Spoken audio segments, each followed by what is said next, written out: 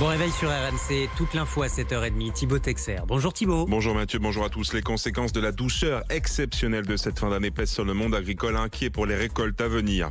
Après Paris, le port du masque en extérieur se généralise en France alors que la barre du million de contaminations quotidiennes a été franchie dans le monde. Et puis à quelques heures maintenant du réveillon, la prévention routière multiplie les messages de vigilance. On vous parle depuis le début de la semaine de cette douceur exceptionnelle qui s'est installée en France. Ce matin, arrêtons-nous sur l'une des conséquences pour l'agriculture. Et oui, jusqu'à 20 degrés encore cet après-midi dans le sud-ouest, des températures printanières en plein décembre. Cela inquiète le monde agricole. Les cultures et futures récoltes sont en danger. Reportage Aymeric Dantreuil. Pas besoin de manteau pour Benoît Naudin. Le soleil brille sur son exploitation agricole à Soyons en Ardèche. Aujourd'hui, on est passé à 17 degrés. Ça fait quand même beaucoup. Des températures printanières au tout début de l'hiver qui ont un impact sur ces 11 hectares de verger. On voit déjà que les bourgeons sont gonflés. L'arbre, il se dit, ça y est, c'est parti. C'est quand même 15 jours à 3 semaines en avance sur une saison normale. Sachant qu'on est susceptible d'avoir des nuits de gel jusqu'à fin avril. Un gel souvent fatal pour des bourgeons déjà éclos. L'année dernière déjà, le redoux suivi du gel avait fait perdre à Benoît Naudin la totalité de sa production arboricole. On est à l'heure actuelle de plus en plus dans l'incertitude par rapport aux aléas climatiques. Dans le nord de la France, à Roy-Boissy dans l'Oise, la situation est la même pour Lux Messard, agriculteur céréalier. Un champ vert épais comme ça, c'est pas normal. On se croirait au mois de mars-avril. Alors qu'ils auraient dû s'arrêter pendant l'hiver, ces champs de blé continuent de pousser à cause des températures. Une fois de plus, le gel est donc une menace, mais pas seulement. On va avoir un début d'année compliqué en termes de maladies et de pression au niveau des insectes qui auront, eux, passé un hiver très tranquille au chaud. Face à tous ces risques, les agriculteurs cherchent des solutions. Lux Messard, lui, veut diversifier ses cultures. Il a déjà prévu de planter des vignes prochainement.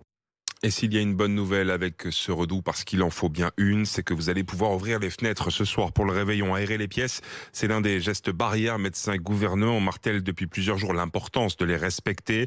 Parmi ces gestes, il y a aussi le port du masque, redevenu obligatoire en extérieur à Paris hier. Une mesure qui s'étend désormais, Romain Hougue, à de nombreux territoires. Oui, 49 départements sont désormais concernés. On l'a appris hier soir. Après le Var, un deuxième département de la région PACA va remettre le masque. Il s'agit des Bouches-du-Rhône. La mesure entre en vigueur aujourd'hui, sauf sur les plages et dans les parcs et jardins. Dès ce matin, vous devez également remettre le masque à Paris. C'est obligatoire pour les plus de 11 ans, à l'exception des cyclistes et conducteurs de 2 roues. Les personnes pratiquant une activité sportive sont également exemptées. Même chose dans les départements de la Petite Couronne et dans la plupart des communes de la Grande Couronne.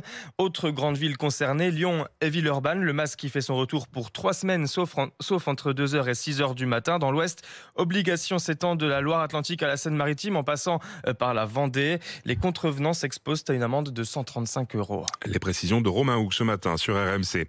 Plus de 200 000 nouveaux cas encore hier en France. Le variant Omicron est désormais majoritaire sur le territoire. Dans le monde, un cap symbolique vient d'être franchi avec 1 million de contaminations quotidiennes sur les 7 derniers jours. Un record de plus depuis le début de la pandémie. Cela conduit de nombreuses capitales de la planète à annuler les festivités du Nouvel An.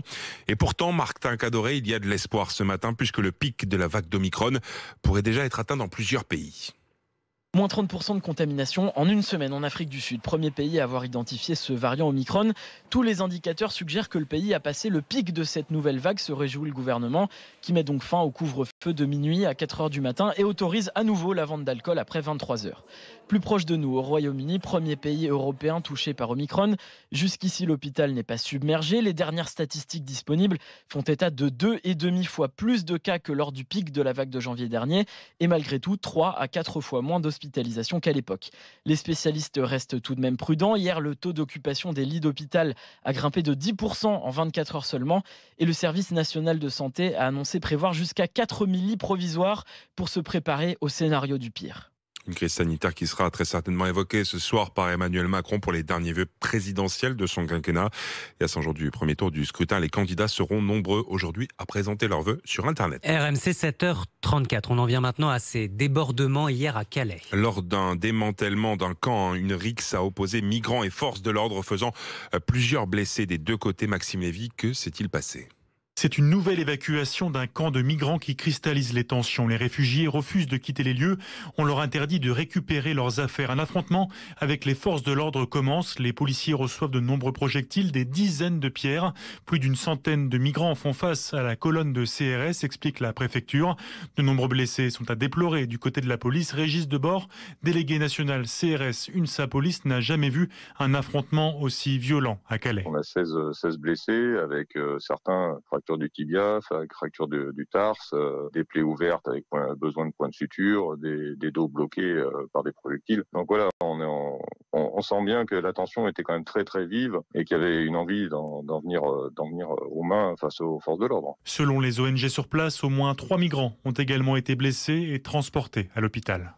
Maxime Lévy pour RMC. 2021, ça y est, touche à sa fin. 2022 se rapproche et avec la nouvelle année, comme toujours, les bonnes résolutions sont de retour. Et oui, il en faut. Le sport, passer du temps en famille, se détendre. Ce sont les 3 principales habitudes que les Français placent en tête pour 2022 selon un sondage Ipsos. Des Français qui seront nombreux à réveillonner ce soir pour célébrer le passage à la nouvelle année. Des soirées où l'on a tendance à boire. Plus de 8 Français sur 10 vont consommer de l'alcool avec en moyenne 3 verres par personne. Résultat du baromètre de l'association Prévention Routière. La déléguée générale de l'association, Anne Lavaux, rappelle ce matin sur RMC que si on boit, il faut être responsable et ne pas prendre le volant. C'est très difficile d'évaluer sa consommation d'alcool, c'est très difficile d'évaluer son taux d'alcoolémie. Pourquoi ? Oui. Parce que cette petite musique qu'on a en tête en se disant si j'ai bu 2 verres, ça va, en réalité, c'est pas la bonne façon de mesurer son taux d'alcoolémie, d'où l'intérêt d'avoir ces petits éthylotests que maintenant on peut trouver partout et qu'il est très très très sympathique d'offrir à ses amis. On est le 31 au matin, donc ça veut dire que si vous avez des convives qui viennent ce soir, vous pouvez leur proposer de rester dormir. Il faut 7 heures à peu près d'une vraie nuit de sommeil pour pouvoir reprendre le volant. Et puis une bonne nouvelle pour terminer l'année en beauté. La France est championne du monde d'échecs. Oui, Maxime Vachier-Lagrave a remporté hier le championnat du monde de Blitz. Autrement dit, une partie est claire. Eh bien, encore un champion du monde il en en faut. France.